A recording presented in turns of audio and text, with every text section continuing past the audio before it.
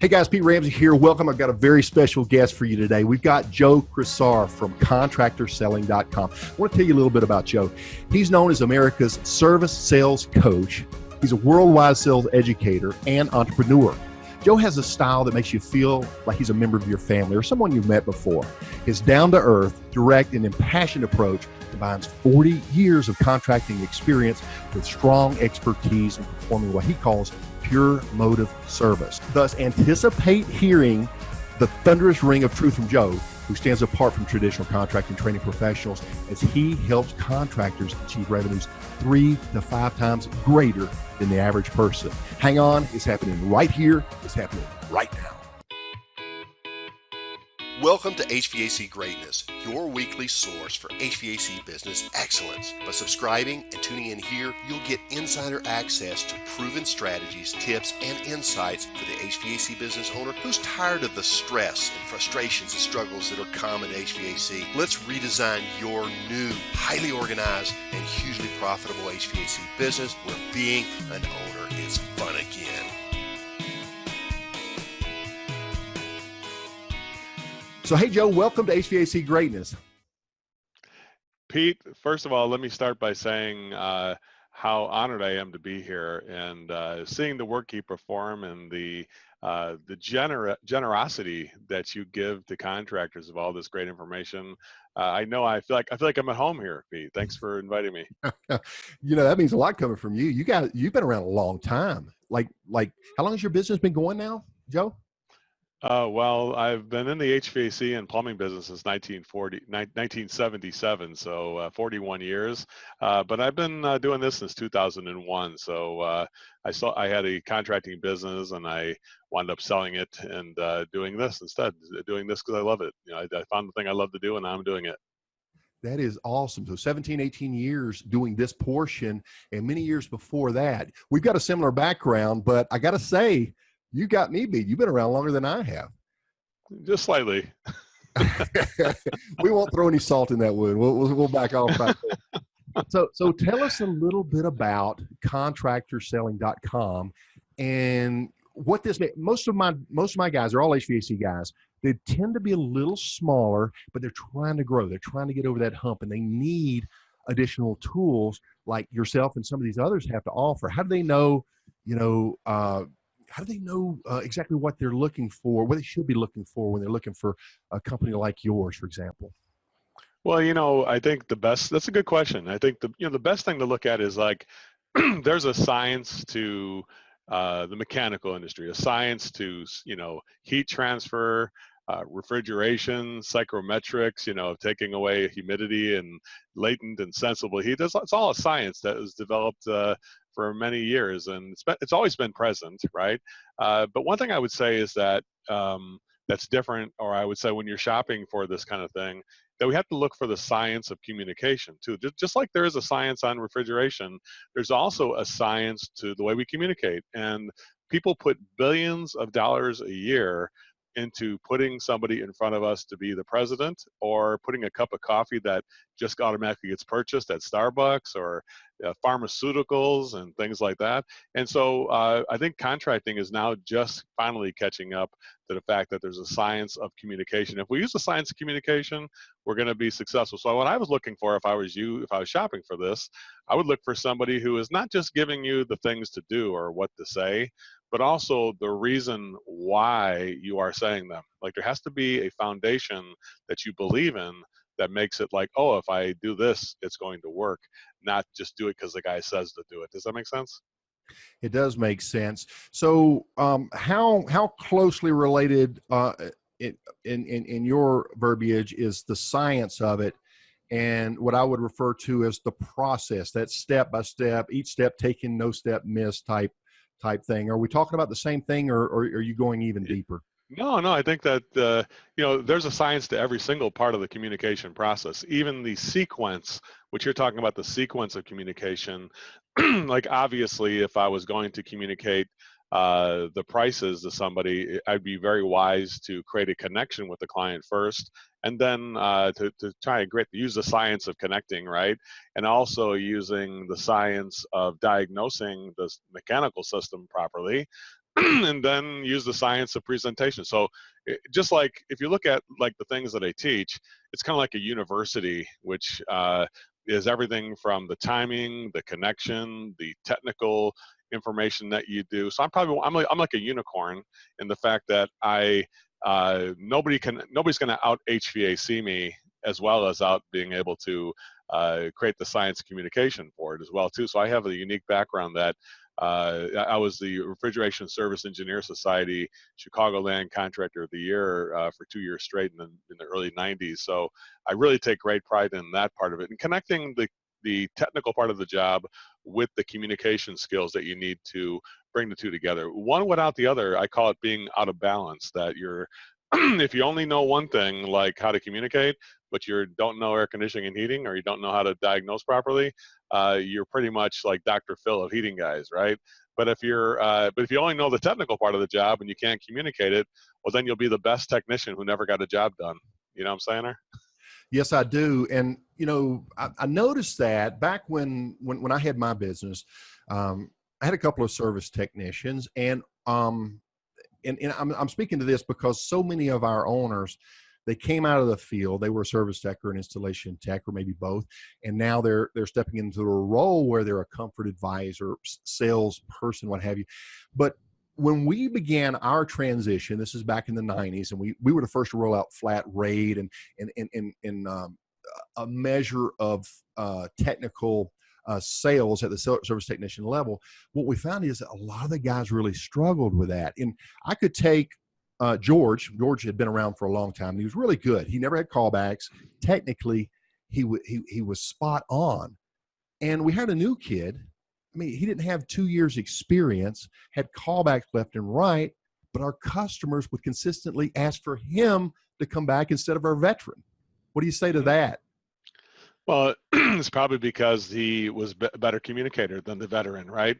And so, it goes to say that, when you're out of balance, too technical or too much about just the talking and stuff like that, there comes a time when you're doing too much talking. I always say I've heard many people talk their way out of a job. Sometimes it's not that the guy can't communicate. Maybe he talks too much, and there's a science behind that too. Like, how much time should we spend talking? And my rule is that we should spend 80% of the time listening and only say very few things, but make them powerful. Make sense? That does make sense. So sometimes the young guy, or the guy, I call it the dummy curve, somebody who has less experience and doesn't know anything, looks smarter because they don't talk, because they're like, wow, if I don't know what I'm talking about, I'm just going to shut up. And sometimes it appears that they're smarter. I remember I had a guy named Al work for me. His name was Al Johnson. His name was. He was a senior citizen, got laid off at the Kenosha American Motor Car plant in Kenosha, Wisconsin. And he came to work for me as right out of trade school. He got re-educated through the automotive, the reimbursement program to re-educate workers. And he came out and he was green as around the gills. But every one of our customers asked for him because he had the look of, because he didn't talk. He was an introvert who didn't talk very much, but he had that look of like, man, that guy must know what he's talking about. Just look at him with the gray hair and the stuff like that. So you're right. There is an advantage that some people have by not talking and being an introvert. I'd say introverts have a distinct advantage to being able to actually sell more stuff by shutting up and just saying things that are powerful instead. I like that. That's so true. Yeah, and as you were speaking of that, it made me think about, we're talking about different personalities, and we have people that say, look, that's all fine and dandy, Joe, but I'm not a salesperson yet. I'm burdened with this role until I can get large enough to hire a salesperson. What might you say to encourage somebody like that? They just feel like they don't have that natural gift of, or the natural charisma that might come with a successful salesperson. Well, everybody is in sales. If you're married to somebody, there was a sale that took place when you asked that person out for the date originally, and eventually closed the deal when you got married, right? And if you have children, there's a daily opportunity to sell those kids on your ideas. And so, if we look at it like sales isn't just something we do in our professional life, it's something we do in life in general. When we try to get our ideas across to somebody and have people, I say, make our idea their idea, but make them think it was their idea, right? So make the way I think the way you think, but make you think you thought of it. That's that's why I call it perfect persuasion, which is that nobody thinks I even did it, but I somehow did it. You know, that I want to get like I say the Mount Olympus of sales is when somebody says, here's a $10,000 check, but you need some help with your sales. So I'm going to give you a book from Zig Ziglar or something like that. They they give you advice on top of the 10,000, and it makes it because this way there was no indication that you were the one who forced them into it, something that they voluntarily did, right? So I feel that to me the best thing is that you're not really selling, you're really just offering choices and letting the client decide on their own without influencing it or saying, oh, here's the premium choice, here's the mid-range, here's an economy choice. That's really what Pure Motive service is to offer a premium, mid-range, and economy choice, and then just put it in front of people and say the words, what should we do? And say, there's the choices, what should we do? Now, of course, I would personalize or customize those solutions to make sure that the client knew it was relevant to them, so they weren't just being thrown stuff at them. But you know, the truth is, Pete, how would anybody know about the things we do if we didn't show it to them on writing and give them a price on it? You know. Okay, so for example, let's say that you've got a great product and you've got this likable personality, and you have this wonderful company, and you want the sale.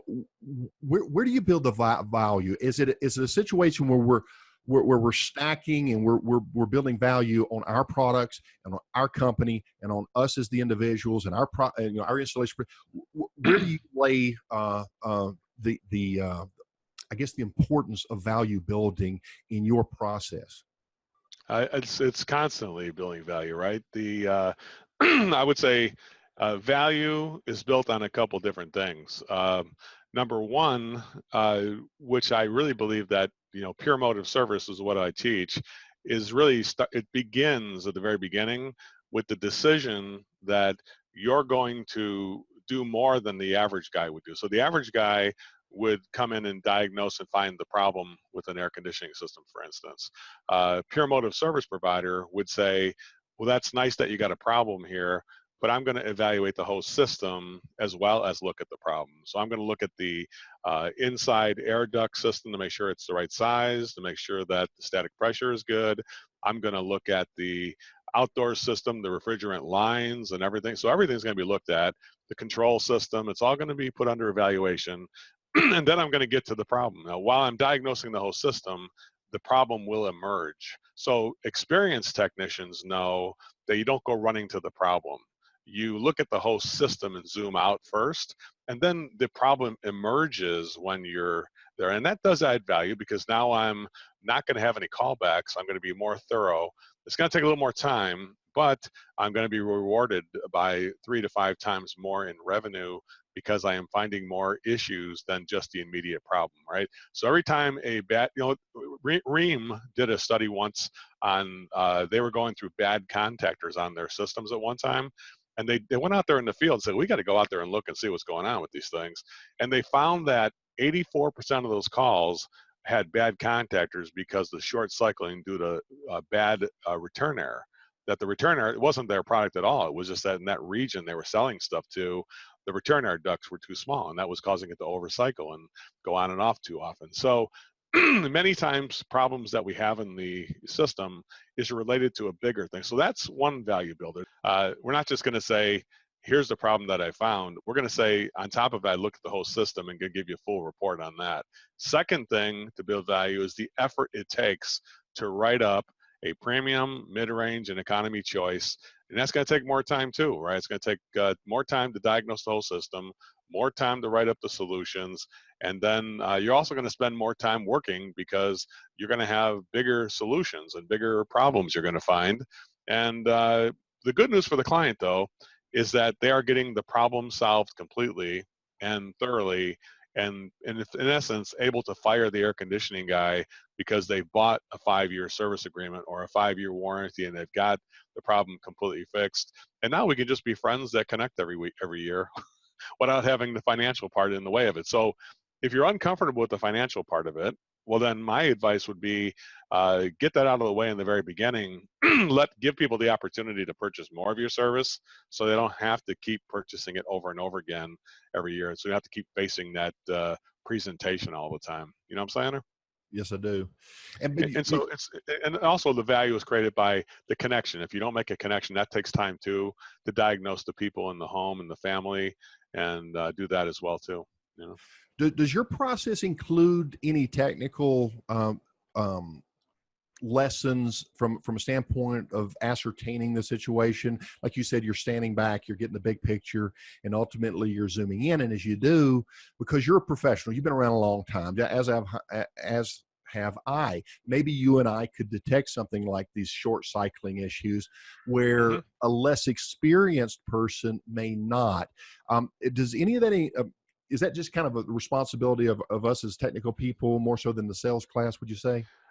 Well, teaching somebody something technical without teaching them how to solve that problem is really malpractice. I mean, you know, the trade schools do a good job sometimes of teaching us how to find problems, but they don't do that great of a job of saying, here's a more complete solution. Like, you know, instead of saying, here's the one part, you know, if I were to go ahead and just replace the contactor, what they don't do a good job of saying is that, you know, if the unit is 10 years old, upgrading the contactor to another higher amperage might be in play, because the unit's old and it's drawing more amperes than it was before. So bringing it to a 30 amp to a 40 amp would be something I would recommend. Or doing a hard start kit would be something that would be good for an older unit.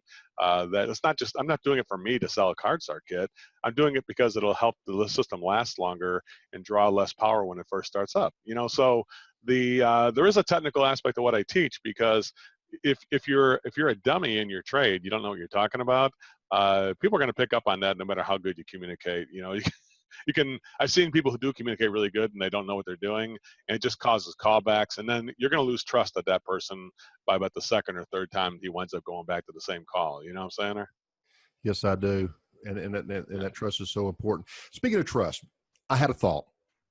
I recall, let me just preface this by saying, we all measure closing ratios. In other words, if we go out on 10 sales calls or estimates or quotations, whatever you'd like to utilize, there's a percentage of those we're going to get, and there's a percentage that we're not. And the variable generally seems to be the source of the marketing. For example, you know, somebody that doesn't know us, or somebody that the service technician recommended over to us, or we have a long-standing history. And this is a factor. We know this. But one of the things that I noticed, and this is back when I was first learning the sales process, and maybe you can elaborate on this. We were a new business. And so a huge part of my presentation was building value in us as a company, so that we had, you know, strong credibility. We established ourselves as a legitimate professional organization that's going to be around, going to be here to support you, et cetera, and so forth. So I built this whole thing about all about our company, until a little bit farther down the road, we had been out on a particular customer. We had had them on a maintenance agreement program, but I had never met them personally as the owner. And so I went out, and I was the comfort advisor on that job. I'm ready to go to battle here, Joe. You know, so I've got, this is old school. We had all the books, and I had a big wide case, and I'd lay this out and this out, and I'm all ready to fight them all the way. This is why you're wanting to do business with us. And as I'm laying my book out, the customer slides forward and he looks over and he says, "Which one am I getting? Which one am I getting?" He was already sold on our company. So, Right. do you have a different approach for different scenarios, or is it just does your approach adjust for a number of situations? Yeah, I think we have. I've identified that there's either a enthusiastic customer who's ready to commit, who's already committing before you get there. You just say, "What's going on today?" And they say, "I want to buy an air conditioning unit today." And that's an enthusiastic customer. Then there's neutral customers who are like, "I don't even know what you're doing here. My wife called. I have no idea what you're here for, or I'm a little confused as to what we're trying to do here today. My wife set the appointment, right?" And then you got negative customers who are like, I don't even know why you're here because we can't afford anything anyway. So you got different kinds of leads. Now, the good news is a professional salesperson or a service person can overcome those barriers under any one of those. So, matter of fact, the negative person, believe it or not, will actually be easier to sell in the long run than the enthusiastic person. You would think, because the enthusiastic person, it's like, this is too good to be true. How could somebody be, we didn't even get to the money yet and they're already ready to buy. So I always have a little bit of a yellow light when I see any one of the threes. It has to be handled the right way. And so I don't teach a scripted approach, Pete. What I teach is listening and learning about the client first, and then getting the right response that we scientifically can wire this thing so that we're going to have the outcome we're looking for. That if I say things a certain way, I'm going to get this response or that response. And if I get one of those two responses, I know which road I'm going to take, and that's pretty much it. So in a way, just like following a wire diagram, if the guys in the field would understand a wiring diagram, the way I teach things is much like that, like a flow chart. Somebody says this to me, and the way they say it to me is important. They're negative about it, like, I don't even want to do this. Like I would tell somebody who's negative, I'd say, well, I understand if you don't really want an air conditioning unit, I wouldn't want to force you into it. I wouldn't want to be a burden to you and your family. So if you really don't want to get an air conditioning unit, we could stop the call. On the other hand, if you wanted to save money on utilities, if you wanted to make the house more comfortable and have lower humidity and higher comfort, save money, all that kind of stuff. I save money on repairs as well. I'd be happy to stay here for you. It's your call. Which, if I do those two things, offer that choice right there, and the person does say, yeah, let's get the thing done, which is 100% of the time, if I put it that way, they're going to say yes. Let's stay here and get the job done. See, that was a voluntary commitment because I gave them a choice to say, let's stop the call or let's continue the call. And when I do that, it's a much higher level of commitment. Scientifically, it's an 86% chance of closing the deal right now at that point. Whereas if I said, I recommend you get an air conditioning unit, then you have about a 23% chance of getting the job because you're making people agree to your thoughts and your words. It's just like parenting. You can't tell your kids what to do. You can just say, well, what's next today when you get home from school? My homework, right, Dad? You got it. Time to get the, so they have to voluntarily commit to the homework rather than telling them what to do. So it's just like that. You can't tell people what to do. You can't, I don't believe like in the thing with the binders and things like that. I used to do the same thing. I went to the same schools you went to. And then what I learned is that they don't work because when you're talking about how great you are, it only works for Donald Trump. It doesn't work for Pete and Joe. Unfortunately, we're not that great where we can tell people how great we are and still get through, right? So with us, we just have to say, what have you heard about our company? And then listen to what people say. They're going to be like, oh, my neighbor Ernie Garcia told me how great you guys were. And listen, that means a lot more than a brochure is going to mean, right? If you can hear, like, how'd you hear about us, or what did people say about us? That's much better. You know what I'm saying? And that's what I would recommend. Sure. Third-party validation. Absolutely. That's why referrals are so important. So we kind of got a feel for, how long you've been in business and you've got a unique a training style. What about these guys out there? We've got a lot of HVAC contractors and they've kind of hit a plateau, financially, and they're stuck. What advice would you give them as a professional consultant? Well, I would say if you're at a plateau, it's probably because you're not thinking about the different factors. So here's the factors I want everybody to think about when you're at a plateau. Number one, getting things back to where they were before the system broke down or before they needed a new one is only going to get it back to where it was when the system was first put in. So if the system was put in 25 years ago or 18 years ago, if I did fix the problem today the way it was 18 years ago, congratulations, you made it just like it was 18 years ago. But if you're looking to introduce the year 2019 to the client, then you would say, well, here's a more premium way of doing this job, which would include the upgrades that have been invented over the last 18 years in my premium option. So my advice would be to create a premium choice, which would be going above and beyond what people asked you for, because you can even ask your own wife, doing only what you're supposed to do is not enough. You have to do more than she asked you for. You have to, you can't just say, celebrate Mother's Day when I ask you. You got to be like, you got to do it before she asks you. You know what I'm saying? Or so just like that, we have to do this we have to do this for people before they ask us for it. Like they don't. Apple Computers doesn't ask you if they should invent a really cool new device. They just figure out a new device and they say, here it is. What do you think of this? And they're like, wow, everybody just buys it by the billions, So That's the so thing true. that's what we have to do. We have to say, you know what, the top option, and you have to think about the benefit, like what's in it for the customer when you sell like a Wi-Fi thermostat. It's like, this is our premium home temperature monitoring system. It's not just a thermostat anymore.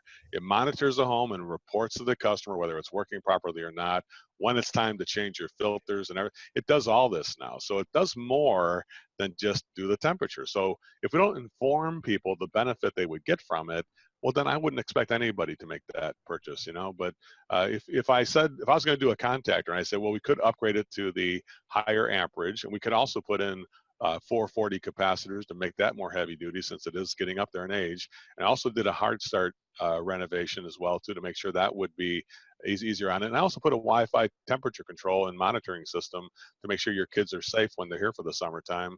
That's why I did that for you and your family, and if you can do that and say as your premium option, the mid-range option would be without the thermostat and maybe lower the amperage on the stuff.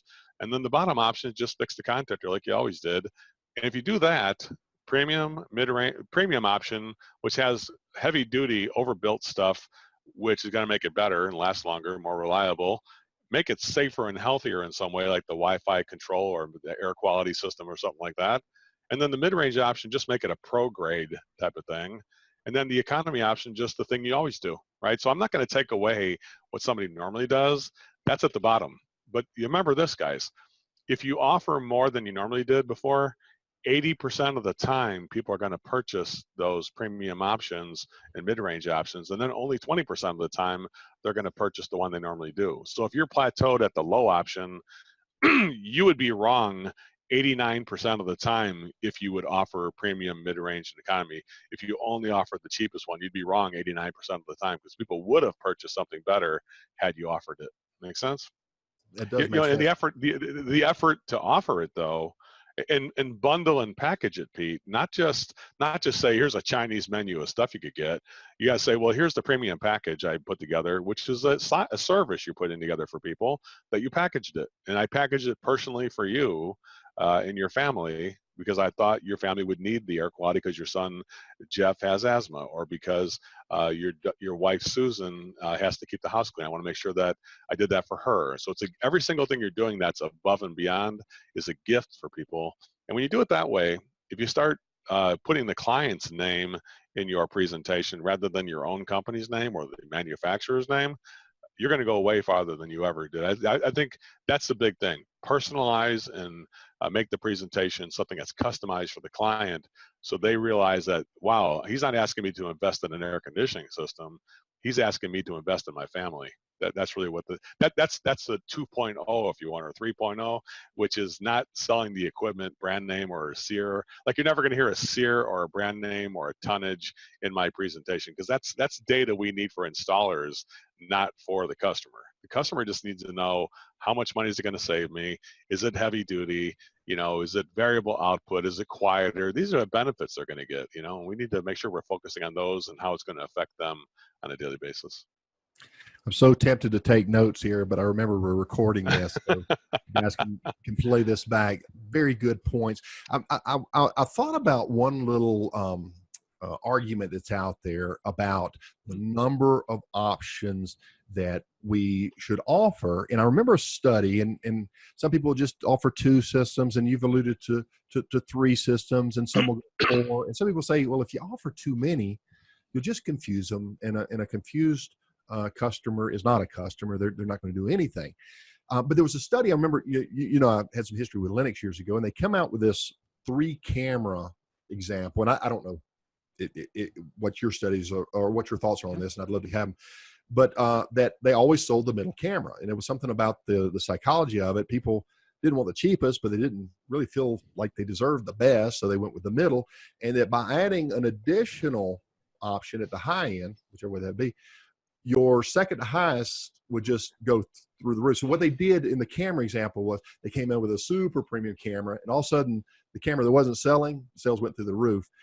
Interesting study. How true it is in our industry, I don't know. I'd love to hear your feedback. It's very true. And there's a lot of different misconceptions, and I can always tell somebody's sort of an amateur pricing scientist when they use the word like, yeah, we do good, better, and best pricing. They usually hear that word kicked around a lot, right? Good, better, and best is not the best way to do it. That's the way that made Sears Roebuck go out of business, right?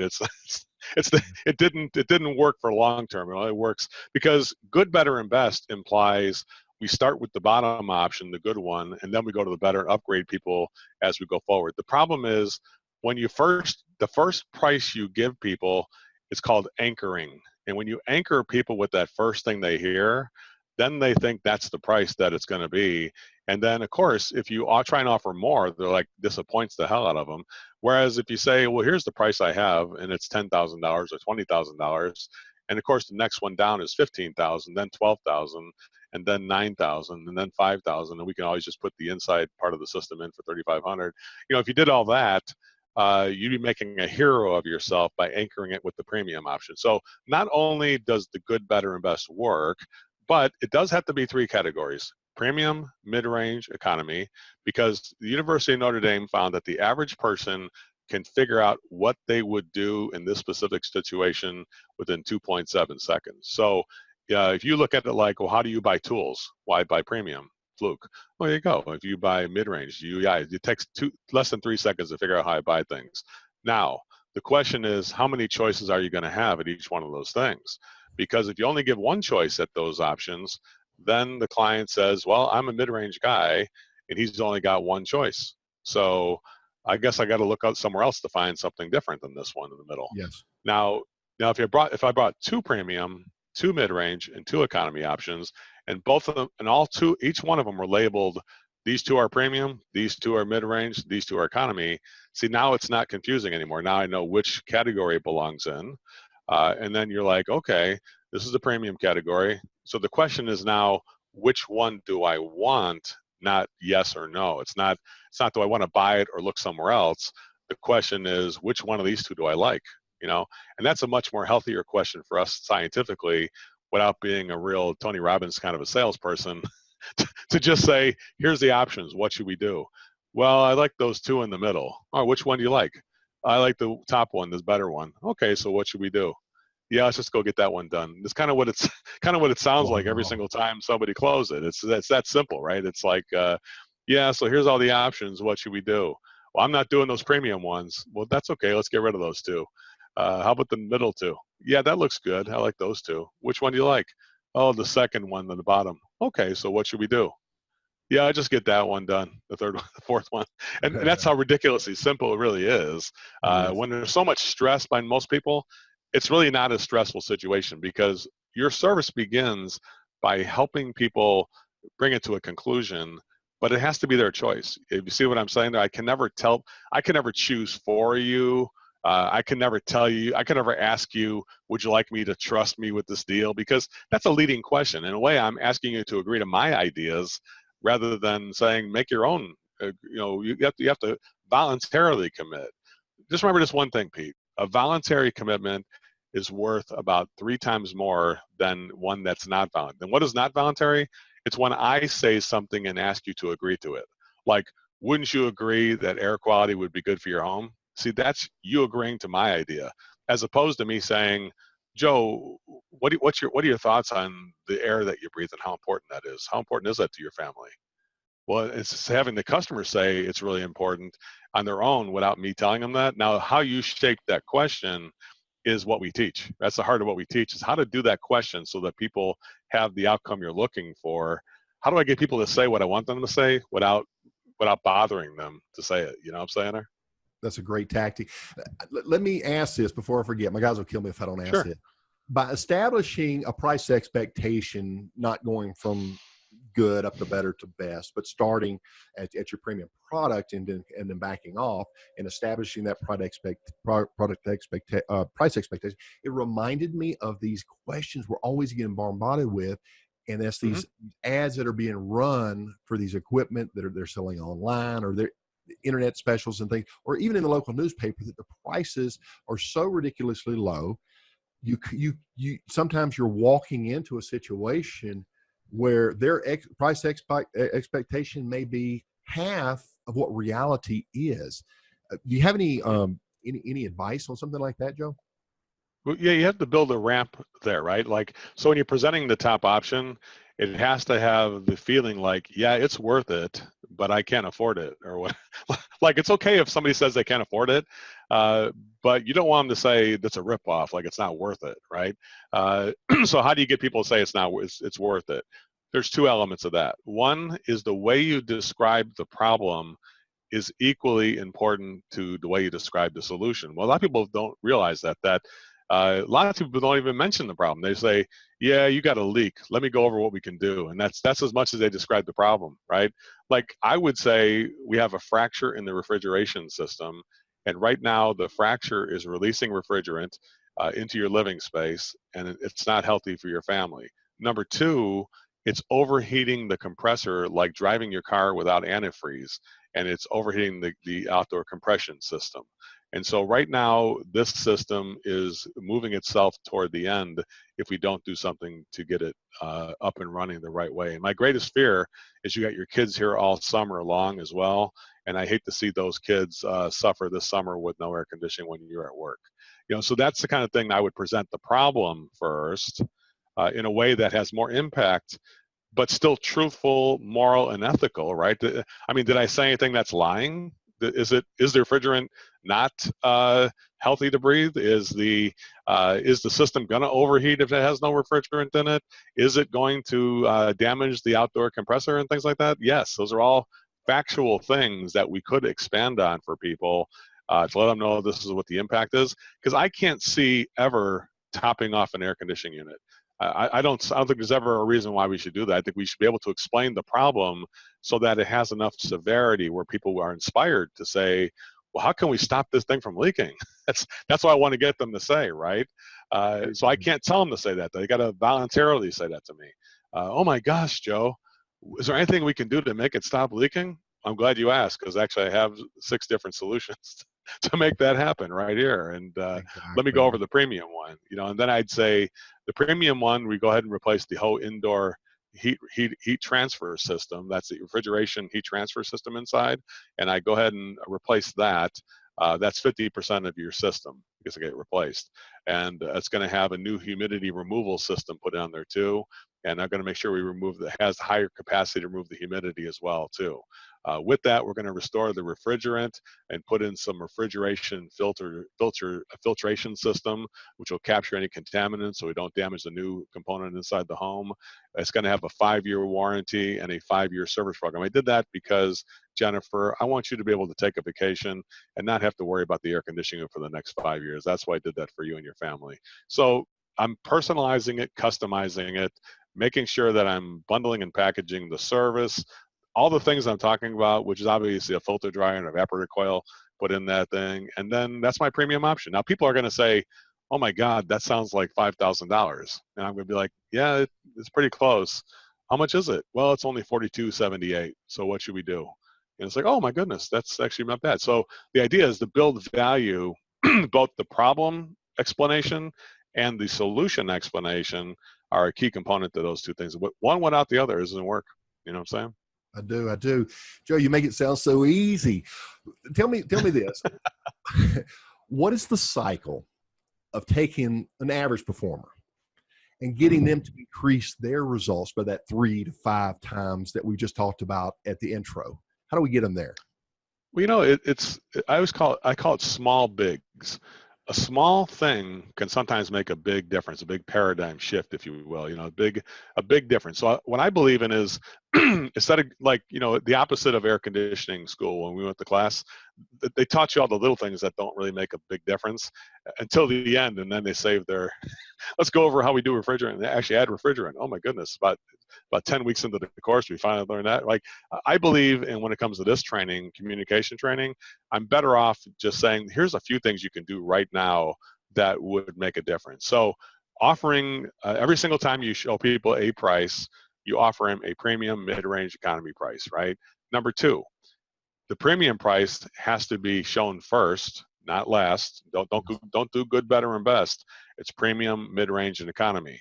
The premium option also has to be personalized and customized, so people don't think that it's for your benefit, but it's for their benefit. It has to be that kind of makes it danger proof, that you're not going to be saying, because somebody says, "Oh my gosh, Joe, that's a lot of money for all that stuff," and I would just say, "Jennifer, I just thought your family was worth it. That's why I did it. So what should we do?" I just put back in their ballpark. Because it's not, I'm not doing it for me. It'd be easier if I just fixed the problem and left and just topped it off, right? So for you, I'm going to stay here and get it done longer, because it's going to be more permanent and last longer. And half my day will be gone, by the way, when I do this. So pretty much all the day would be gone if I did that job I was talking about, right? So so I'm not talking about this is going to be faster. You're not going to get through more calls with this way of doing it, but you are going to make more on each call you do, right? The average call is going to be about $2,000 for a normal service call in any place. In Jackson, Mississippi, I have people doing this for doing average $2,000. And anywhere in the country, no matter where it is, you do this, you can set your watch by the results, right? Premium, mid-range, economy options. Make the premium option customized and personalized. And then at the very end, it's just, what should we do? And those words have been copied by other sales trainers, by the way. We developed those words, something I've been using since the mid-90s. Other trainers have taken it and used it for themselves, and with my blessing. So if you do hear those words, it started all roads lead back to Uncle Joe, I always say. Make sense? Yeah, absolutely. Well, I've got to ask this question, and I don't want to jump ahead, but people are going to want to know costs, and they're going to want to know if they can afford to make this type of investment to come out and see you and take one of your programs. Well, when it comes to that, I don't have a lot of marketing I spend on marketing. I don't spend any money on marketing or pay-per-click or that kind of stuff. I just go out and talk to people and try to help people. So you can see me I think we met on a message board on Facebook, right? Something like that. Yeah. So I just go out there. I go out there and just try to help. And people are sometimes amazed, like, why is Joe Crisara trying to help me? And so the reason is that's my marketing. My marketing is giving something to somebody that works. Like even on this show today, with all my heart, I hope everybody takes the advice I'm telling you to do and give it a try, and it'll work. That's small bigs. Making the premium, mid-range, economy option. Start with the premium, make it personal, and then what should we do? It's going to work if you did it right. If you just tried that and say, the first time I tried it, maybe it didn't work that great, but the second or third time, the odds are with you. It's going to work. The science is with you if you do that. So I would say that for my clients, no matter what level they're at, I had one company, the biggest company in the Bay Area, just got their contract with them, which was, you wouldn't want to even hear how much the investment was to do our services for that, because they have over, 150 technicians. But if you're a small guy or even just getting started, if you're struggling financially, what I do is try and get you to be successful enough to be able to afford my investment, right? And we have stuff that I'll help people just for my own, because I want to help, and I start with the heart of service. But the least expensive program averages about $89 a month, but it does go up to several $1,000s a month when people scale to be bigger, like Horizon Services in Delaware. I work with them, and some of these very large companies I work with, as well as small companies too. So I have a range of clients, and I say, don't let the money don't let it get in the way of letting me help you, because I will help you, and I will make sure that you're going to be able to afford to purchase whatever services that you want to get from me. Make sense? Yeah, it does. And of course, I'm on the same side that you are, but I can remember being on the other side, and I can remember making those investments, and I can remember being terrified and thinking, can I afford to make this? And thank goodness, they always worked out. My very first sales class, I went out, I did everything that we role played, the whole thing. And I sold a job for more money than I'd ever sold before. True story. I just shut up. Like you said, I just shut up and I slid the pen over. And this was back in the 90s. And I got you. It worked. Yeah. Well, yeah, I would say every dollar people invest with me will come back 5 times or more. I always say that. And so, so I hate to say it, but the more you invest, the better off you're going to be. Because then, because I'm going to work harder too when you invest more. Yeah. so and so that's that part too. Because I have more involvement with it. But I would say don't be afraid of the best investment you can make, Pete, is not investing me or you. It's investing in yourself. That when you invest in Amen. help Amen. me, you're investing not in me, you're investing in you, and that's the investment, because that's a return on investment that all it takes is your effort to put in place what's going to work. Because I have 100% guarantee where it will work or you don't pay. I mean, I'm not going to, I've never, you search bad review for Joe Crisara and you're not going to find any, because there isn't anything like that. Because everybody who's ever taken the class that I've taught has succeeded every single time, as long as they used it. The people who don't complain because they realize they didn't use it. They didn't try it. They just learned it, but they didn't do it.